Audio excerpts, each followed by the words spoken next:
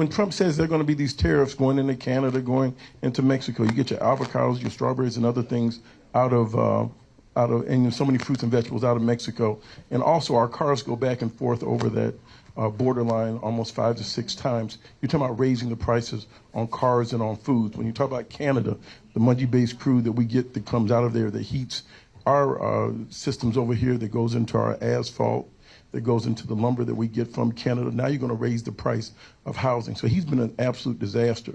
If you're going to invest, you need a stable environment. What you're going to do today, you've got to see it lasting 5, 10, 20, 30 years. Corporate America cannot make a long-term decision right now because he's too erratic.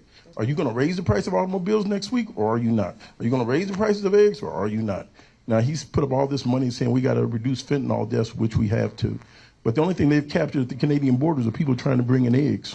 Tariffs. How do the tariffs impact small businesses? The tariffs and the unemployment and this budget cut, when we talk about the consumerism, and you bring up an excellent point, when our teachers get laid off from federal services, when people that work in our social service organizations get laid off, that's going to hit the collection plate at church, that's going to hit the beauty shop on the neighborhood, that's going to hit those that can afford to go out to a restaurant. If you don't make any money, what's the first thing you cut out? Going out to eat. You got to go to the grocery store and eat at home, okay? And then when you want to get a new car prices are going up. Median car prices are $50,000. You can start looking at them at $65,000 by April 2nd if he goes through this.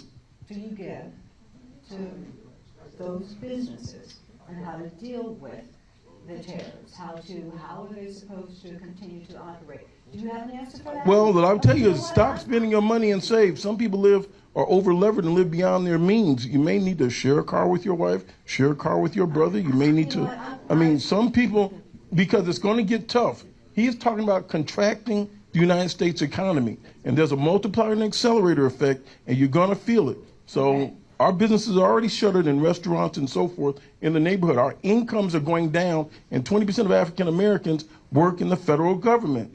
And so he's taken out tens of thousands of jobs, and he's taken all the inspector generals away, so we can't see how they're targeting. I was just going to say, I think it's important to not comply in advance. A lot of what is coming out of the White House is not going to last, frankly. And I think it has people sort of running scared and pulling back, but for example, a lot of the federal funding that Donald Trump has said that he's going to pull, we went to court, others went to court, and he was not able to actually do that. A lot of the federal funding that he said he wants to pull has been appropriated by Congress for DEI purposes, and he can't control what Congress has already appropriated. Of course, he will continue to try to and put out these press releases and put out these executive orders that say that he's able to do these things, that ultimately he's not, and that, my office and other offices will go to court. Maybe there will be 2 weeks, 3 weeks, a few months of turmoil and confusion, but ultimately he's not going to be able to fully effectuate everything that he says he wants to. But the danger is when he says he wants to do something and everyone goes, oh, okay, well, that's what he said. And so I think just staying the course and, sort of battening down the hatches and knowing that it's going to be rough for a period of time, but this period is not going to last forever. The other thing I'll say is that about 15 years ago or so, there was a Supreme Court case called Citizens United that ruled that corporations, businesses have First Amendment rights the same as individuals do. People in my neck of the woods, civil rights lawyers, didn't really love that at the time, but now I think it can come in handy.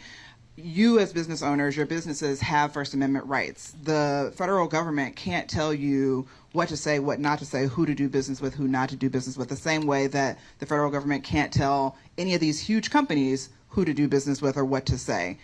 I think that the sort of attack on DEI has made a lot of these larger companies that have the sort of funding to give to smaller Black-owned businesses, has made them comply in advance, and we have to put the pressure on them to say, no, you have a First Amendment right to direct your company to care about whatever you want to care about, as long as it's not discriminatory. And DEI is not discriminatory. It's a cure for discrimination. It's a cure for illegality. And so I just wanted to sort of leave you with that. These are tough times, but there are backstops in place that we will be able to use. It will just take a minute. Yeah, and our love cannot and should not be unconditional, right? If we are, seriously, if we are going to put our heft and our energy and our power and our resources behind any entity, whether that's a bank or a university or a politician, what have you done for me lately needs to be what we do. And we have to develop our own DEI programs. It's my position that everything begins with self. You can't lead where you don't go. You can't teach what you don't know. And so certain kinds of sacrifices in terms of, yeah, this business may cost a dime more, a little bit more, but it's a black-owned business, so I'm going to do it. I'm going to shop with them. I'm going to take my printing to them. I'm going to do whatever it is that I need to do to promote. So this mindset business is just as important. Passing legislation when you know that whoever you're dealing with is going to be against whatever you're talking about. I'm saying it's tough to negotiate in the minority. The majority is expected to rule. That's why we believe in majorities, that majorities are expected to rule. And if they don't, then we're saying there's something wrong with them. They're dysfunctional. And so this just reminds us that we've got to go further than what DEI does, right? And so there are a lot of folks who in our community are trying to understand, why are we so upset about this? Because this didn't work out for us in the first place, right? The Billy Preston song is nothing from nothing leaves nothing. You've taken nothing from me. I didn't have anything to begin with, so I'll still have nothing, right? But we've got to be able to call out these institutions, these organizations, these corporations that were wearing DEI as a costume.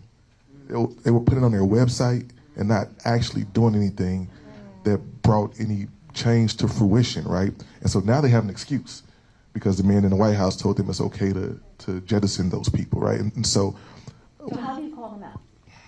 with your dollars, right? With your business, if they are supported by politicians who are okaying that, with your votes, like we have the ability, I think, to galvanize, but we got to be singing the same song. And I think as we have these conversations in rooms around the city and then hopefully in rooms around the country, that we're understanding that we have to find a way to communicate to each other about this. And listen, black folks in the history of this world, we are the greatest communicators. But I think somewhere along the line we've lost that. We were able to sing freedom songs in fields and telling our enslavers that we're about to leave, and still was able to leave because we found a way to talk to each other with no one else hearing us, right? We got to tap back into that, because this is that type of moment that we're in right now. Give him the mic, because I want to hear his answer.